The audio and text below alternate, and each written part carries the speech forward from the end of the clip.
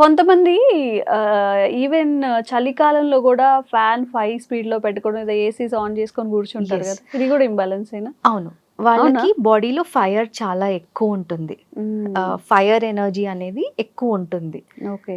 So, ఇప్పుడు for example fire energy related issues ఏంటి అంటే, ఒకటి హార్ట్ ఒస్తుంది. హ్మ్. ఇంకొకటి స్మాల్ ఇంటెస్టైన్ ఒస్తదనమాట. And also overall body temperature కూడా ఫైర్ కిందే వస్తది. ట్రిపుల్ వార్మర్ అంటాం హ్మ్. మేము. హ్మ్. హ్మ్.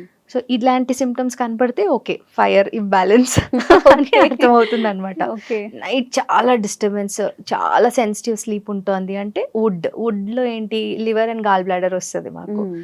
Okay. So, he has got sensitive liver ఇలా అర్థమవుతది మాకు. హ్మ్. ఓకే. So, okay. అలా అసెస్ చేయడం ఈజీ అవుతుందనమాట. ఓకే. ఇప్పుడు మనం ఒక హాస్పిటల్‌కెళ్ళి అన్ని టెస్ట్‌లు చేసి తెలుసుకునే విషయం మీరు ముందుగానే గెస్ చేయగలుగుతారు. యెస్. మేబీ ఇది అవ్వచ్చు లేదా కన్ఫర్మ్‌గా ఇదే చాలా అవ్వచ్చు అని. Hmm. They have been instances where ఇది మన ట్రెడిషనల్ మెడిసిన్ గొప్పతనం హ్మ్. హాస్పిటల్ వాళ్ళు ఒక 6 మంత్స్ తర్వాత గెస్ చేయగలిగింది. మా దగ్గరకొస్తే పల్స్ చూసి నాలిక, కళ్ళు, స్కిన్ టెక్స్చర్ ఇవన్నీ చూసి అది మేము ముందే గెస్ చేయగలుగుతాం. హుహు. కానీ నేను